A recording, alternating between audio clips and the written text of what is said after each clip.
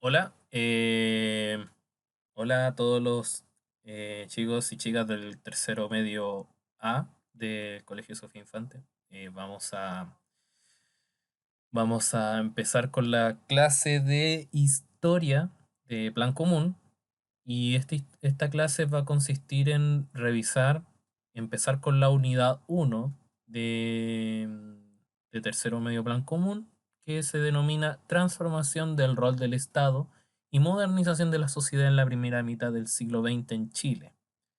Esta unidad tiene como objetivo que nosotros podamos como poder explicar los cambios que tuvo el Estado en Chile durante la primera mitad del siglo XX, que es un siglo, o sea, que el cual es un periodo bastante álgido en muchos ámbitos, especialmente desde la mirada internacional. O sea, por lo que estaba ocurriendo en Europa, por ejemplo, con la Primera Guerra Mundial y posteriormente con la Segunda.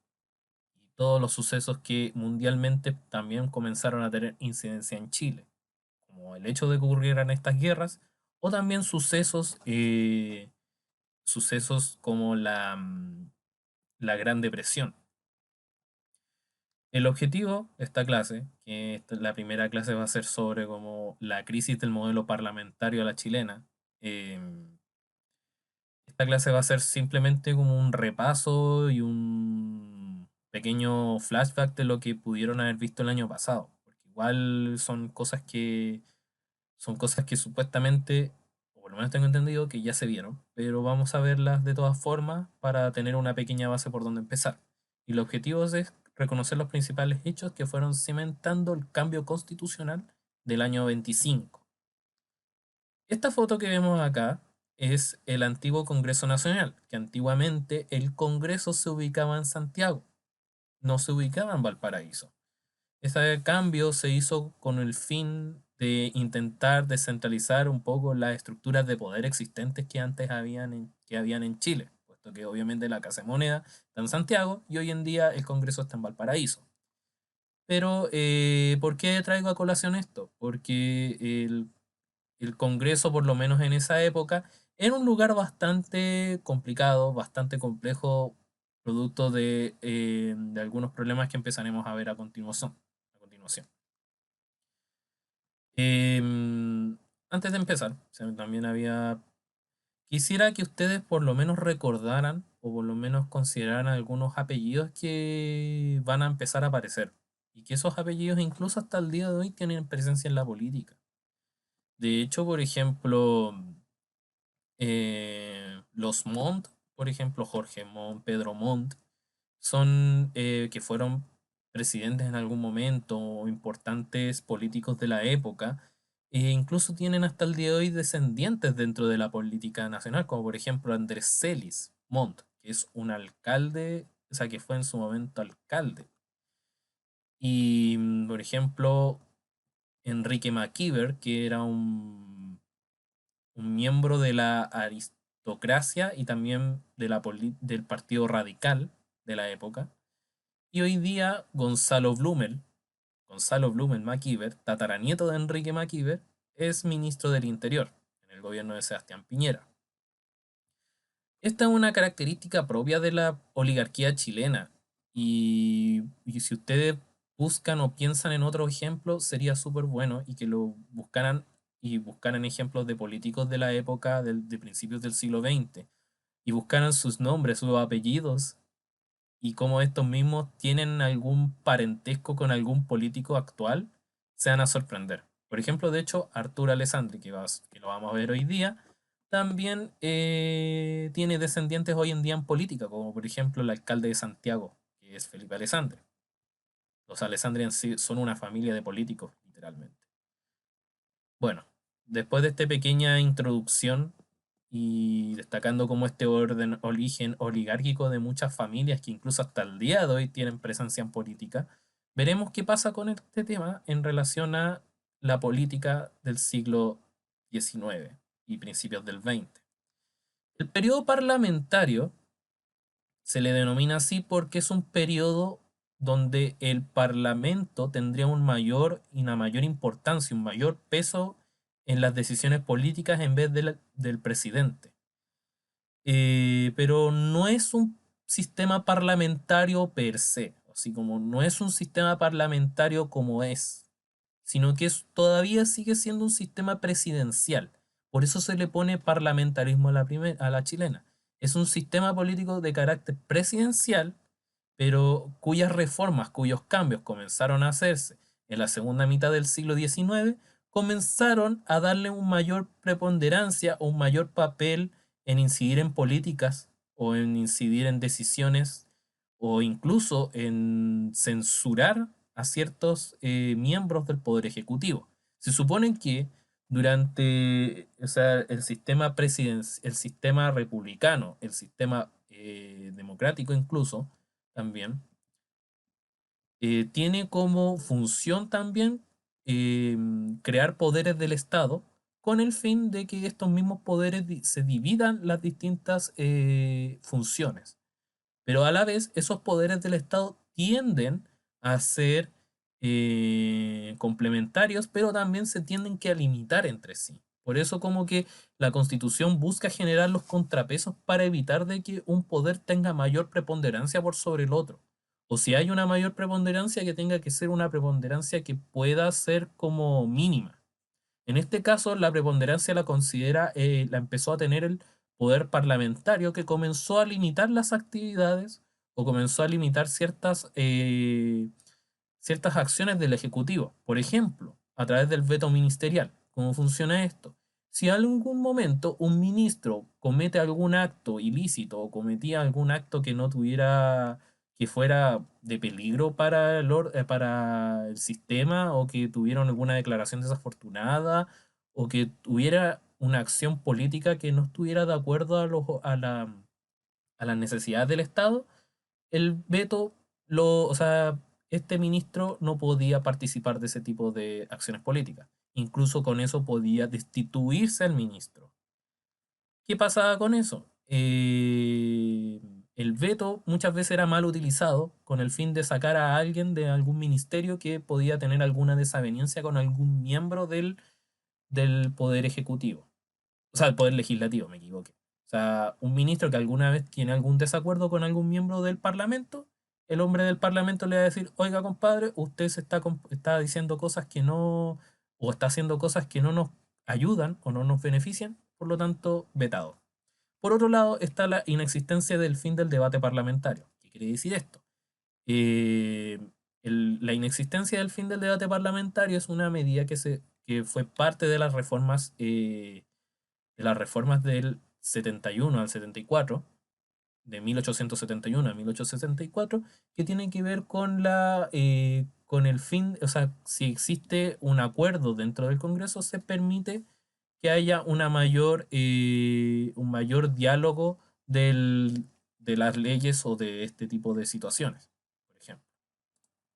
Por segundo lugar, aparte de estas herramientas legales que tenían los miembros del Congreso, estaban las prácticas antidemocráticas.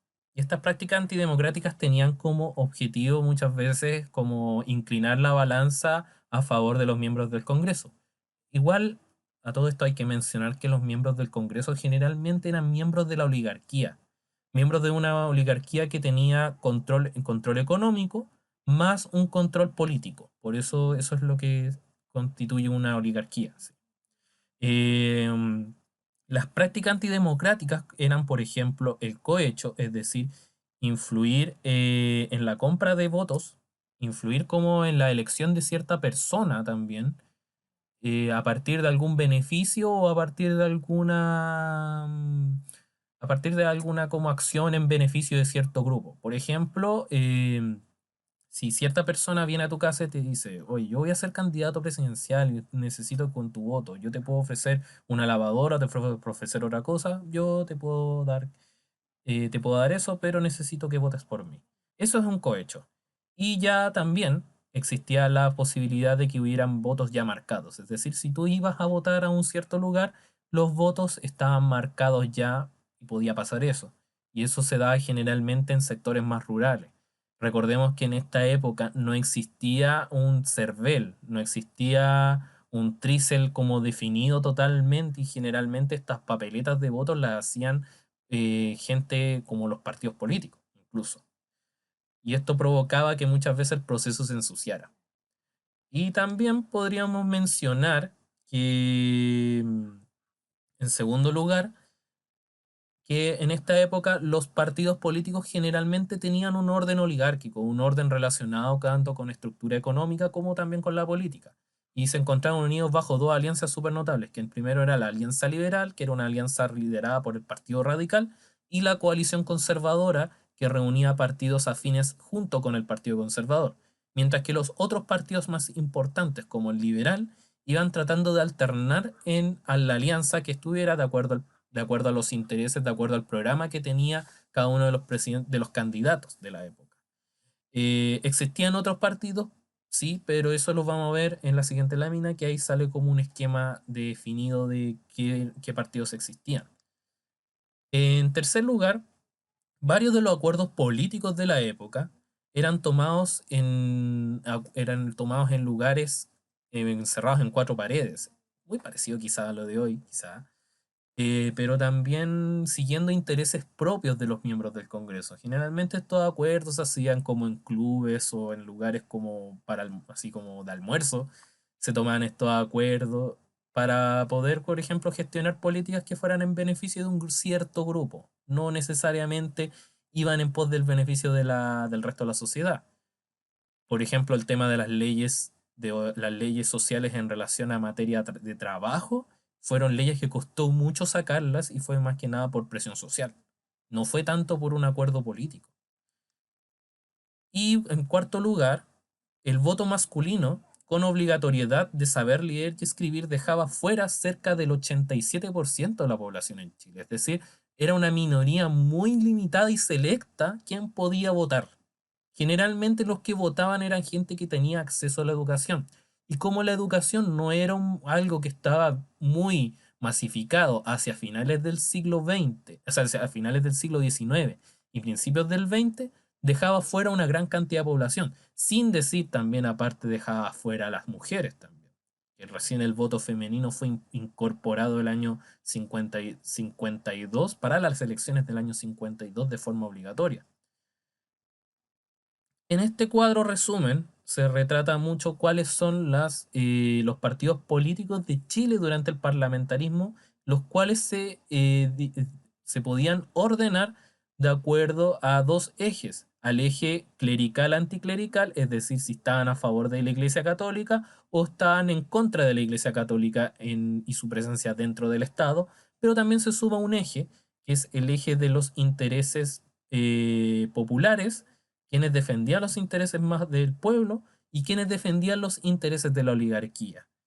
Generalmente los intereses de la Iglesia Católica, pero también los intereses del poder de la oligarquía en sí, de que toda la legislación fuera a favor de la oligarquía, estaban concentrados entre los partidos conservador y el Partido Nacional Monbarista, que defendían los intereses de la oligarquía o de la Iglesia Católica.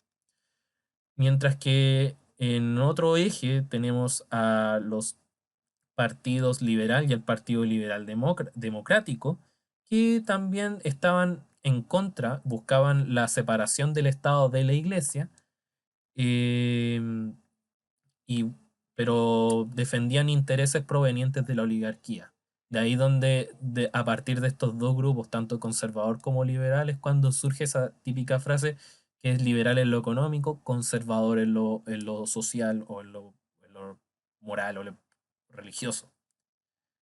Em, Más al centro estaba el Partido Radical, aunque el Partido Radical era un poco más extremo en relación al eje hasta la aparición de los partidos de izquierda o relacionados con la izquierda, pero el Partido Radical presentaba una posición mucho más contraria a la Iglesia Católica, pero tenía un interés moderado en buscar políticas que fueran a favor de los intereses del pueblo en general o de mejorar las condiciones laborales, puesto que igual dentro del Partido Radical habían sectores que estaban a favor de la oligarquía, o eran provenientes de este orden oligárquico.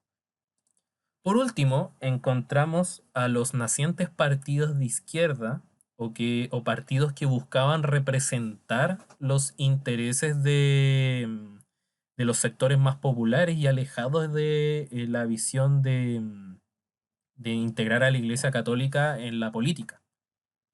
O sea, se separaban definitivamente al Estado de la Iglesia. Esa era como su intención. Por primer lugar tenemos al Partido Democrático, que fue un partido que quería buscar defender los intereses de los artesanos y obreros. Y pues, fue el primero de los partidos que buscó una integración de las demandas, de las demandas populares, de las demandas de los sectores obreros en la política, en la política convencional. Mientras que el Partido Obrero Socialista, ya fundado en el siglo, durante los primeros años del siglo XX, en 1912, por Luis Emilio Recabarren, que vendría siendo uno de los primeros políticos duros de izquierda, puesto que su línea política o sea, rememoraba al marxismo, a las ideas del socialismo en general. Estas ideas comenzaron a conformar agrupaciones de obreros y esas primeras agrupaciones de obreros fueron las que dieron como génesis el Partido Obrero Socialista, el cual después se convirtió en el Partido Comunista. Y estos vendrían siendo los primeros como defensores reales desde la izquierda de los intereses del pueblo. Em, Esto sería como para resumir un poco, o sea, la mayoría de los partidos, a excepción de parte del Partido Radical, que representaba sectores de la clase media o a profesionales intelectuales, a excepción de un cierto grupo del Partido Radical y el Partido Democrático y el Partido Obrero Socialista, la mayoría de los partidos políticos tenían un carácter oligárquico, o sea, provenían de un sector más acomodado, provenían de un sector con mayor recursos, mayor dinero y a la vez también tenían contactos políticos y contactos económicos. Y generalmente eran de la oligarquía santiaguina. Y muchas veces estos partidos, los partidos más de oligárquicos, tenían luchas o conflictos más personales de poder familiar, más que reflejados en en generar políticas que fueran a favor del resto de la sociedad. No había un interés político real, sino de que salvaguardar sus propios intereses. Es por eso que, por ejemplo, autores como Luis Emilio Recabarren o Enrique Maquiver criticaban esta desmoralización que estaba teniendo Chile en general, especialmente en la política. La política se había degenerado al nivel de que más que nada defender los intereses propios que los intereses de las distintas estamentos sociales de Chile. Este gráfico, o sea, este cuadrito, que son los presidentes durante el periodo de 1891 hasta 1920, son los presidentes de la época y el número de gabinetes y el número de ministros. Este fenómeno se conoce como la alta rotativa ministerial, fenómeno producido gracias al veto ministerial y también a las negativas que provocaba el poder legislativo por sobre el ejecutivo. Y esto hacía que muchas veces el Congreso enjuiciaba a los miembros del gabinete, por lo tanto, que le tocaba al presidente tener que cambiar al ministro o tener que cambiar al gabinete. Y por eso el número tan alto de gabinetes existentes. Generalmente hoy en día en Chile a lo más se harán unos 3 o 4 cambios de gabinete durante durante el periodo presidencial, pero en esta época ya hablamos de 17 o 15 casos incluso, y con una alta cantidad de ministros pasando por el gabinete. Y esto provocaba que el presidente tuviera una situación de poca gobernabilidad o que tenía que estar al tanto a las necesidades que provenían del Congreso. No tenía, o sea, a veces como la facultad de tener un mayor peso, de ejercer un mayor peso sobre el Congreso. En segundo lugar, en el ámbito económico, destacaremos la importancia del salitre. Este cuadro, este afiche, es un afiche que en, se creó para promocionar al salitre en Europa. De hecho, ahí sale la leyenda, el salitre significa prosperidad, puesto que era una prosperidad para Chile, pero no especificaba para quién era la prosperidad. Vamos a ver por qué. Bueno, el salitre se convirtió en el principal recurso exportar por Chile. Esto provocado por por el triunfo tras la Guerra del Pacífico. Y esto provocó que los territorios del norte, que eran ricos en salitre, pasaran a control chileno. Esto hace de que Chile adquiera un carácter monoexportador, una economía monoexportadora. Por un lado, mono, ¿por qué? Porque el salitre se convertiría en el principal recurso a exportar. O sea, habían otros recursos que se podían exportar, como cobre, por ejemplo, pero eran minoritarios, eran minoritarios en los recursos obtenidos, o sea, las ganancias obtenidas para el Estado, que el salitre. El salitre era principalmente el principal recurso que otorgaba ganancias a Chile. Y exportador porque principalmente, y esta es una característica que hasta el día de hoy la podemos ver en la economía chilena, que se destaca por exportar más exportar productos primarios o de recursos de carácter primario que recursos manufacturados o productos. Eso es un problema económico que va a tener por mucho largo tiempo Chile durante el siglo XX, lo que va a provocar que no probablemente tenga muchas debilidades la economía chilena, periodos de alta inflación, por ejemplo. La inflación va a convertirse como en el principal enemigo de la economía chilena. La explotación del salitre principalmente era llevada a través de capitales privados que generalmente provenían de empresarios ingleses. De hecho, la mayoría de los empresarios eh, que explotaban salitre, la mayoría de las empresas que explotaban salitre en el norte eran empresas inglesas y seguido por empresarios chilenos, posteriormente alemanes y españoles y de otras nacionalidades, incluso estadounidenses también, pero era muy minoría. De hecho, dentro de los ingleses se considera a John Thomas North, que es el principal, el denominado rey del salitre, quien vendría siendo el principal empresario del norte. Gracias a John Thomas North, como que los ingleses como que comenzaron a venir, incluso el tipo North, por ejemplo, era parte de la alta alcurnia, se llegaba a codiar con los con miembros de la realeza inglesa. O sea, tanta ganancia obtuvo acá que el tipo tenía bastante recursos incluso para codiarse en la nobleza inglesa. El Estado chileno generalmente solo obtenía o tributaba las ganancias de esto. O sea, habían empresarios chilenos, sí, pero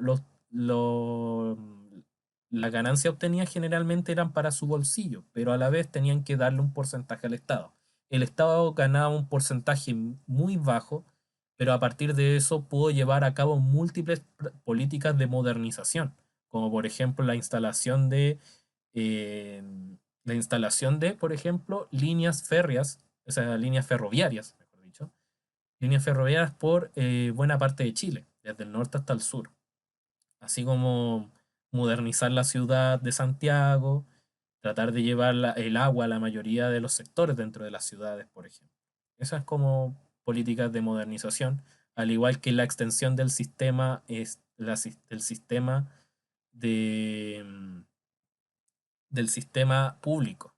Por ejemplo, gracias a eso la educación también pudo llevarse a mayor cantidad de población, con la inversión desde el Estado. Pero producto a hechos como la Primera Guerra Mundial, la economía chilena era inestable. O sea, habían periodos en los cuales, si no había un hecho internacional que afectara, por ejemplo, las exportaciones, habían periodos de bonanza, pero si había un hecho que sí lo afectara, había crisis. Pero también había periodos de bonanza dentro de los periodos complicados. Por ejemplo, en la Primera Guerra Mundial hubo un periodo en que Chile exportó mucho salitre, puesto que el nitrato era utilizado como explosivo. Por eso Chile también va a ser afectado continuadamente por la inflación, cuando no hay periodos de exportación amplios. Y estas, por ejemplo, son los ingresos fiscales en miles de dólares. Y por eso podemos ver cómo esa oscilación tan cambiante, por ejemplo, entre 1903 a 1914, que hay una baja en las ganancias del concepto de aduana, es decir, los conceptos de ganancias por exportación, pero ya vemos el aumento continuado que tuvo entre 1916 a 1918, para luego descender abruptamente entre 1919, que es el primer año tras el fin de la guerra, y una leve recuperación en 1920. Así va a ser el panorama hasta la Gran Depresión, una oscilación bastante grande. Y por otro lado, en el aspecto social, podemos ver dos diferencias claves, aquí en las fotos que vemos.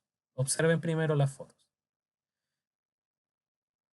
En primer lugar, en la foto de la izquierda, vemos a una familia, a familias de la alta sociedad chilena tomando un paseo dominical. Mientras que al otro lado encontramos obreros, a los obreros a los obreros de alguna minera, probablemente de salitre o de carbón. Más o menos ese era el panorama que existía socialmente hablando en Chile, hacia principios del siglo XX. Una alta sociedad que estaba marcada por los lujos y las excentricidades, y por otro lado una clase obrera que trabajaba en condiciones bastante deplorables.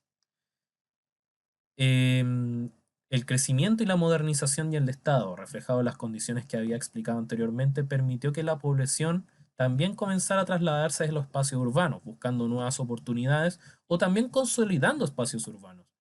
Por ejemplo, aquí es donde empieza de a poquito a darse este fenómeno de la migración campo-ciudad. Las inversiones salitreras en Chile pudieron acentuar el estilo excéntrico que tenía la alta sociedad, desarrollando vidas bastante acomodadas, construyendo palacios, por ejemplo, y disfrutando de estas riquezas. Por ejemplo, en el centro de Santiago ya igual los palacios son los menos, pero aún quedan huellas de eso. Por ejemplo, en el barrio Conchitoro, que está ubicado en Alameda, entre República y Cumming, Ricardo Cumming, podemos ver que hay restos de esto. Pero anteriormente todo ese sector era un gran palacio. Se llamaba el Palacio Concha Casot, que era parte del el matrimonio de Concha y Toro y Casot. Por eso hoy en día ese sector, que tiene construcciones bastante parecidas a la usanza europea, puesto que tiene como unas callejuelas entre medio, bastante chiquititas y hechas todavía con adoquines, porque todavía como que se quiso conservar ese estilo europeo tras la demolición del palacio. Y era un palacio hermoso. Y así todo ese sector antiguo del casco antiguo de Santiago tiene todavía esos parecidos con la sociedad de la época, la alta sociedad de la época. Mientras que la naciente clase media surge tras la urbanización de la sociedad, es decir, el traslado de la sociedad hacia del campo a la ciudad y la expansión de la educación, del aparato estatal y del servicio militar. Por un lado, la educación anteriormente era exclusiva o era mucho más fácil de acceder para gente de la alta sociedad, pero de la clase alta. Pero posteriormente, con la expansión de la educación, ya llegando a prácticamente tratando de llegar a la mayoría de la población en Chile, esto permitió de que mucha gente pudiera tener una oportunidad de surgir. Por eso anteriormente y hasta el día de hoy se ve a la educación como una arma para poder surgir socialmente.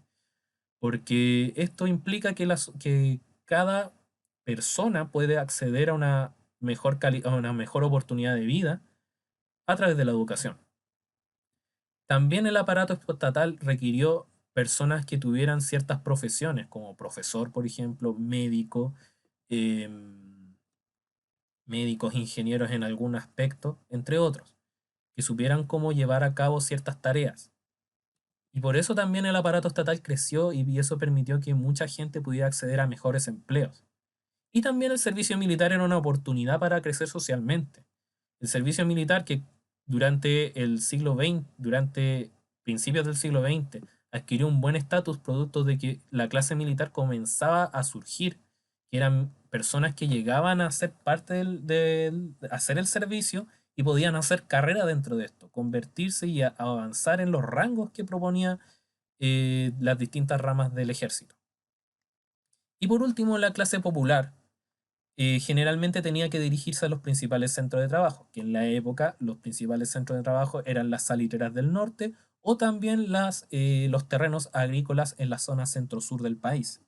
Los terrenos agrícolas que igual de alguna forma empezaron a perder gente producto de la bonanza del salitre, pero aún así mantenía un cúmulo importante de personas trabajando ahí.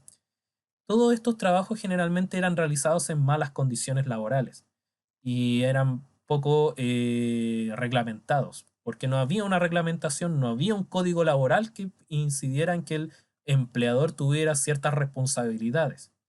Por eso generalmente se dan situaciones de abuso, se dan situaciones de explotación laboral en el norte, en el salitre, donde el dueño de la salitera era prácticamente una especie de dios, el cual podía ejecutar justicia en los obreros que cometieran que tuvieran algún problema. Incluso podía castigarlos físicamente.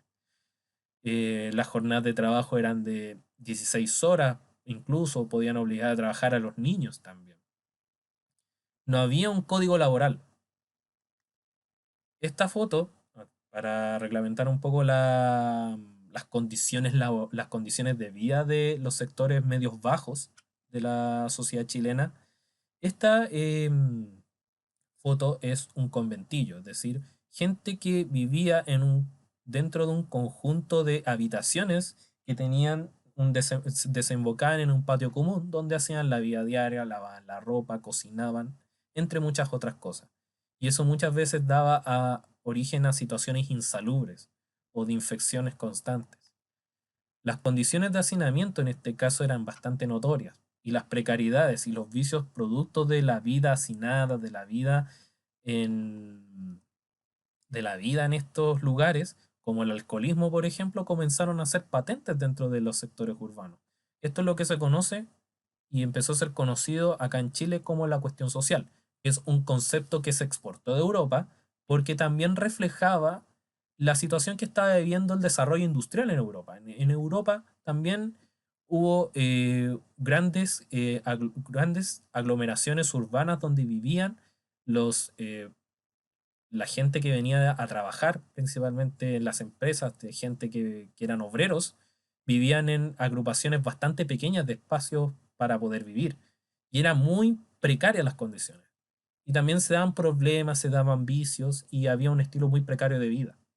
Y ese concepto, cuestión social, también se replicó acá en Chile por las mismas razones, cambiándose así el tipo de industria, porque allá en Europa había una industria más de carácter de producción de manufacturas, en vez que acá en Chile era una industria extractiva. Esa es la gran diferencia y ténganlo anotado esto. La industria extractiva chilena versus la industria de producción de manufacturas en Chile. Esto para tenerlo en claro más o menos cuál es la definición de cuestión social según el historiador norteamericano James Morris. Cuestión social vendría siendo como la totalidad de consecuencias sociales, laborales e ideológicas de la industrialización y urbanización nacientes. Una nueva forma de trabajo, dependiente del sistema de salarios, la aparición de problemas cada vez más complejos pertinentes a la vivienda obrera, atención médica y salubridad, la constitución de organizaciones destinadas a defender los intereses de la nueva clase trabajadora, huelgas y demostraciones callejeras, tal vez choques armados entre los trabajadores y la policía o los militares y cierta popularidad de las ideas extremistas con una siguiente influencia sobre los dirigentes de los trabajadores. Esta definición se aplica mucho al caso chileno, puesto que por un lado tenemos los problemas de la vida urbana o de la vida laboral de los sectores obreros.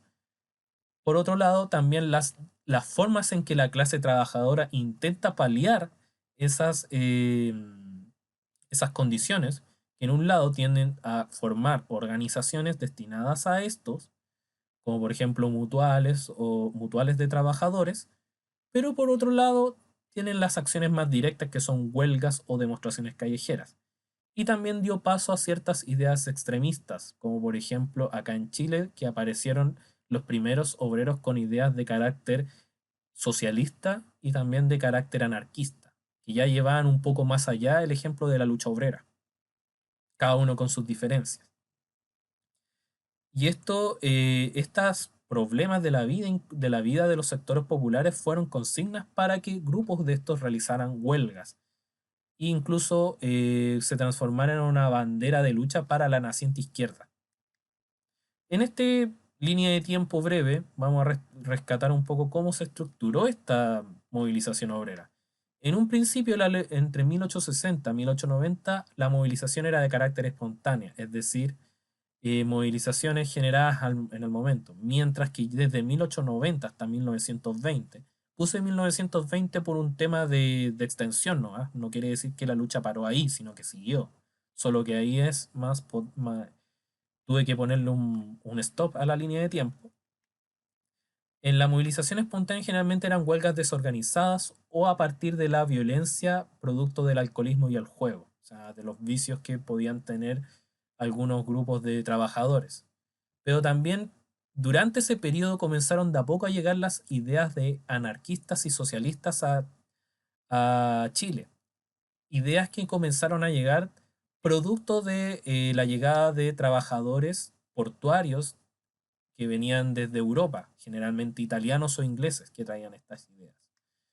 Y esta, este movimiento espontáneo terminaría con su fin con la primera huelga general del salitre, que fue la primera huelga general y planificada de los obreros salitreros del norte. Después de eso comenzarían cada vez a haber movimientos más importantes y más extremistas, incluso que llegarían incluso a tener víctimas fatales. Antes de eso, en la encíclica Rerum Novarum, que la encíclica emanada desde el Vaticano, que definía que, que la iglesia por lo menos tenía que tener un rol o una preocupación de denunciar estos problemas de habitabilidad de la sociedad, de las clases más populares, pero también hacía un llamado a los gobiernos a preocuparse de esto. Ya en 1903, 1905, 1907 incluso, habrían huelgas más importantes. La primera, la huelga de estibadores o huelga portuaria en Valparaíso, la huelga de la carne o de los trabajadores de la carne, y la más importante, incluso la más cruenta y la más sangrienta, es lo ocurrido en la huelga de Santa María de Iquique, que terminó con la masacre de la Escuela Santa María, ejecutada por los militares, que dispararon a todas las personas que se encontraban dentro de la escuela. Se dice incluso cifras todavía no comprobadas, de hecho es tan cruento que no se sabe cuánta gente murió. Se dice incluso que murieron entre 2.000 a 3.000 personas en un lapso de horas.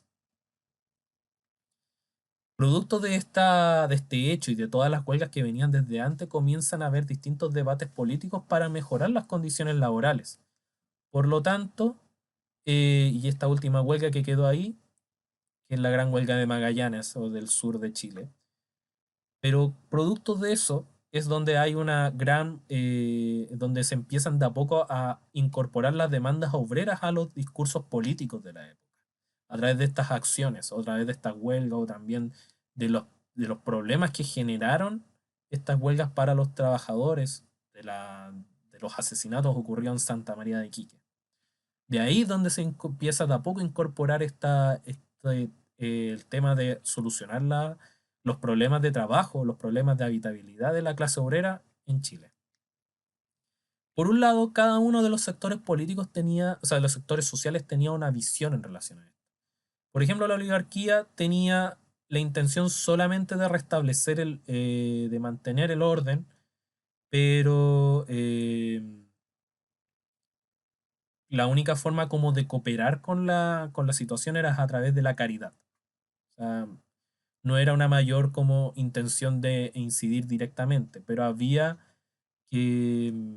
también un sector donde decía que el Estado debía fortalecerse con el fin de generar mejores oportunidades para los chilenos en general. Mientras que la clase media sería como uno de los principales los principales creadores de instituciones caridad, que empezaron a preocuparse de problemas como los problemas de la infancia, por ejemplo. No era tampoco una acción muy potente, pero ya implicaba una mayor compromiso con las clases trabajadoras, generando instancias de acompañamiento, como en el caso de la infancia. En el caso de los artesanos comenzaron a establecer sociedades de socorro mutuo, es decir, sociedades de apoyo recíproco entre los trabajadores de un cierto sector, los cuales, por ejemplo, si algún trabajador, por ejemplo, tenían una suerte de caja de ahorro, donde los trabajadores tenían un problema, por ejemplo, alguien se le moría, alguien de la familia, y este trabajador no tenía, por ejemplo, para pagar el funeral o todo el sepelio, por ejemplo, tenían que recurrir a esos ahorros, por ejemplo. Y también, ya por último, los trabajadores, aparte de las sociedades de socorro mutuo, establecieron sociedades de resistencia mancomunales que buscaban generar mejoras en las condiciones laborales, pero también si no había una respuesta positiva, ellos directamente aplicaban el recurso de la huelga. Bueno, em, ¿por qué todo esto desemboca acá? O sea, ya vimos que estamos en un periodo donde la política tiene una crisis bastante compleja, donde los intereses personales están más por encima de los intereses políticos, donde hay una economía que depende mucho del salitre, más una sociedad donde existen problemas como la denominada cuestión social. ¿Qué pasa con todo eso? ¿Por qué desemboca acá? Porque quizá el gobierno de Arturo Alessandri principalmente va a concentrar todas estas contradicciones y a la vez va a concentrar en los problemas que van a empezar a suceder desde el año 25 hasta el año 32. Eso para la próxima clase. Por eso esta clase es la base para entender esto. Arturo Alessandri, primero que todo, era un aristócrata proveniente de más orientado hacia el liberalismo. Arturo Alessandri era, como mencioné, es un nombre bastante importante dentro de la política nacional, puesto que incluso vamos a tener un hijo del presidente de la República, Jorge Alessandri, va a haber un otro hijo de él que va a intentar ser presidente durante la década de los 40, y hoy en día tenemos a un alcalde que es Alessandri, Felipe Alessandri, que es el alcalde de Santiago. O sea, es una familia de larga tradición aristocrática y permanentemente pendiente de los asuntos políticos. En relación a Arturo, Arturo fue escogido senador por el norte en 1915, por eso se le conoce como el León de Tarapacá. Apodo dado porque él buscaba como representar a los sectores medios y obreros dentro de la zona del norte y por su amplia locuacidad al momento de hablar, disculpe si inventé la palabra, pero él era bastante locuaz, era bastante directo al hablar y tenía una gran labia. O sea, era un buen orador, en grandes palabras, en otras palabras. Él tenía capacidad de dar discurso, sabía dirigirse a las masas. Y todas estas demandas del sector obrero le permitió como acaparar esta demanda sin ser él miembro del sector obrero. Él como que vino, agarró esas demandas y se las hizo parte suyo de su discurso. Eso es quizá lo que diferencia a Arturo Alessandri de otras personas como Luis Emilio Recabarren, que Recabarren sí tiene un origen de clase media baja, en cambio Arturo Alessandri siendo aristócrata toma parte de esos discursos. Eso es algo que incluso pasa hasta el día de hoy.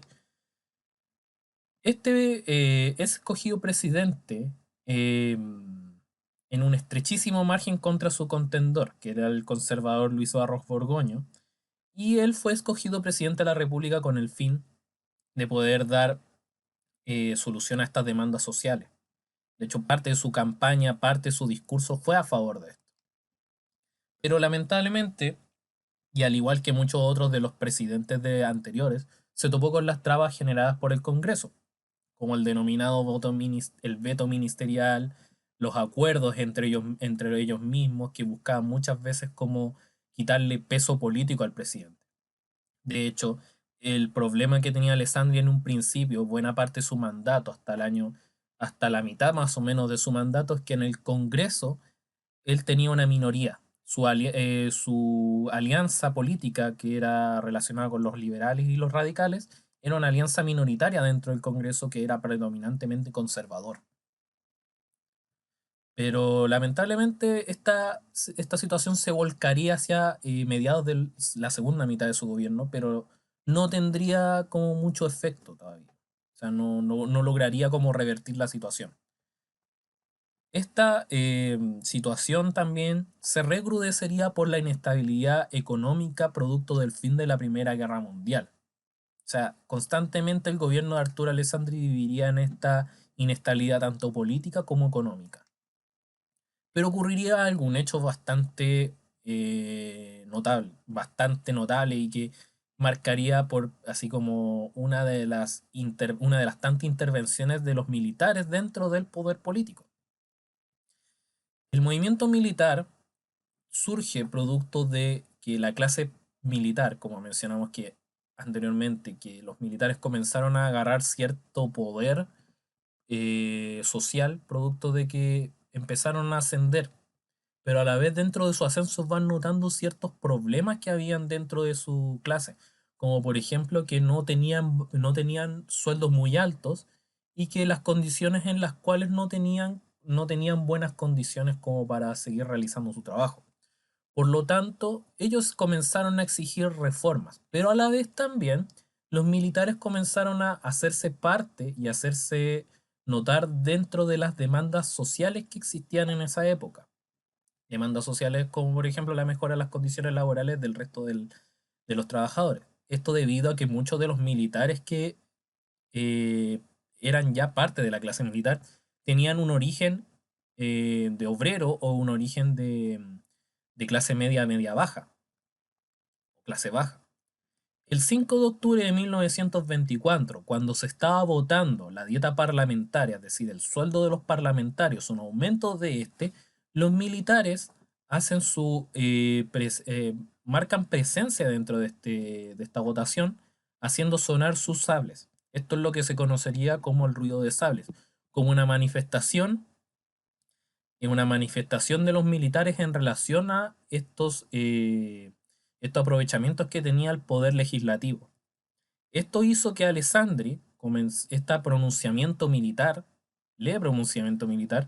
hizo que Alessandri tomara la decisión de incluir a los militares dentro de su gabinete.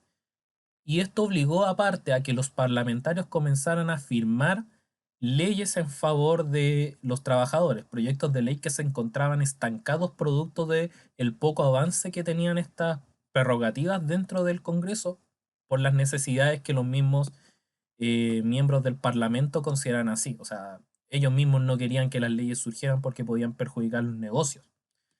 Entonces los militares hicieron presencia, acto presencia, ya, y dijeron, ya cabros, van a tener que acelerar esto, o si no, bueno, aquí estamos y podemos hacer algo.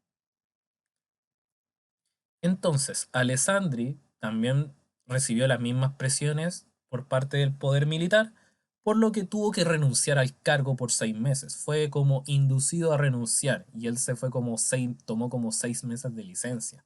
En rigor fue como una renuncia a medias, podríamos mencionarlo. Mientras que una junta de gobierno tomaría el poder del país cerrando el Congreso, desde la renuncia de Alessandri. 11 de septiembre de 1924, para que lo asocien quizá con otro 11 de septiembre que también hay por ahí en Chile, el del año 73. Es una fecha bastante como especial, bastante como marcada para la sociedad chilena y también para el círculo militar. Ya en enero de 1925, la Junta Revolucionaria Militar, que toma el poder derrocando a los miembros antiguos de la Junta Militar, de la Junta de Gobierno que toma a cargo el 11 de septiembre, toma el poder y exige la vuelta de Alessandri a Chile. Esto con el fin de firmar las últimas leyes también, y para tratar de restaurar la situación social. Esta Junta Revolucionaria Militar estaría liderada por un personaje que va a ser muy notorio, muy notable dentro de esta primera mitad del siglo XX, que es Carlos Ibáñez del Campo. Ya en 1925, llegado Alessandri, se promulga, y esto debido a la situación de crisis social y política, muchos sectores políticos van a empezar a hacer notar los problemas del parlamentarismo a la chilena y la cuestión social. Y esto hizo que implicó que la discusión se centrara en un cambio constitucional. O sea, un cambio constitucional para dar cuenta y para poder solucionar todos los problemas sociales y políticos que se estaban ocurriendo en Chile. En un principio se intentó que este cambio constitucional fuera a través de un proceso de asamblea constituyente abierta, invitando a la sociedad, pero esto no funcionó producto de que la clase política no quiso que la sociedad en su mayoría participara, sino que esta comisión constitucional fue construida por Alessandri y constituía políticos y juristas que eran de confianza del presidente. Esta constitución sería votada en un dudoso plebiscito nacional que se volvió dudoso porque tuvo un 62% de abstención. Y este plebiscito de aprobación lograría que el sí a la constitución nueva sacara el 95% de los votos. Esto lograría que Alessandri pudiera firmar y promulgar la nueva constitución un 18 de septiembre del año 25, poniendo fin al periodo conocido como parlamentarismo a la chilena. Pero obviamente tras la firma de la constitución, Alessandri renunciaría al cargo y después se harían nuevas elecciones. Pero eso es un tema para otra clase. ¿Cuáles son las prerrogativas nuevas que trae y que hay que destacar dentro de esto? En primer lugar, el presidente de la República, vamos de nuevo a contar con tres poderes del Estado. Aquí solamente este cuadro destaca los cambios que tuvieron cada uno. El Poder Judicial se mantuvo. Por lo tanto, aquí vamos a ver los cambios dentro del Poder Ejecutivo, dentro del Poder Legislativo y en general las normas más importantes que trajo esta nueva Constitución. El presidente debe ser elegido por sufragio universal directo por un periodo de 6 años. Él puede nombrar y remover a voluntad sus ministros, así como también de nombrar a los jueces de los tribunales ordinarios de justicia. Y aparte, el cargo de parlamentario es incompatible con el de ministro de Estado. Es decir, un ministro de Estado no puede ser parlamentario, un parlamentario no puede llegar a ser ministro de Estado y parlamentario a la vez. Eso es viceversa. En el Poder Legislativo se mantiene la Cámara de Senadores y la Cámara de Diputados. Los diputados fiscalizan los actos de gobierno como una especie de evaluadores de la gestión y pueden acusar ante el Senado y al presidente de la República por faltas a la Constitución, pero solamente con faltas relacionadas a la Constitución y con un margen de voto del 2/3. Es decir, tendrían que tener más de 2/3 para poder llevar a cabo de alguna de las cámaras para poder llevar a cabo un proceso de destitución de alguna autoridad. Y la forma del Estado era unitaria, pero establece las primeras nociones de descentralización, las cuales serían muy poco notorias. Este quizás es el cambio también más fundamental, en que el poder legislativo perdería la capacidad de veto de ministros y de leyes. Por lo tanto, como que el contrapeso de poder quedó a favor más por el poder ejecutivo. Y las otras normas es que consagra un Estado social de derecho, el denominado y que denominaremos de ahora en adelante como Estado de bienestar, donde se protege el trabajo, las industrias y las obras de previsión social y de salubridad. Es decir, que el Estado está preocupado de ahora en adelante que las condiciones laborales de los trabajadores de Chile sean las óptimas. Y por eso obligará de ahora en adelante a todo tipo de empresas a poder ejecutar este tipo de cambios. En segundo lugar, se establece la separación definitiva entre la Iglesia y el Estado. Por lo tanto, se permite de ahora en adelante y hasta el día de hoy se conserva esta característica, la libertad de conciencia y de cultos. Se termina con las leyes periódicas, en tercer lugar, disponiendo la aprobación de leyes de presupuesto si el legislativo no las aprobaba en un determinado plazo. Es decir, se acaba con el problema que incluso llevó a cabo un proceso de guerra civil, que fue la guerra civil de 1891 que termina con el mandato de José Manuel Balmaceda. Se establece organismos dedicados a controlar la constitucionalidad de las leyes, así como también un tribunal calificador de elecciones o un tricel, posteriormente.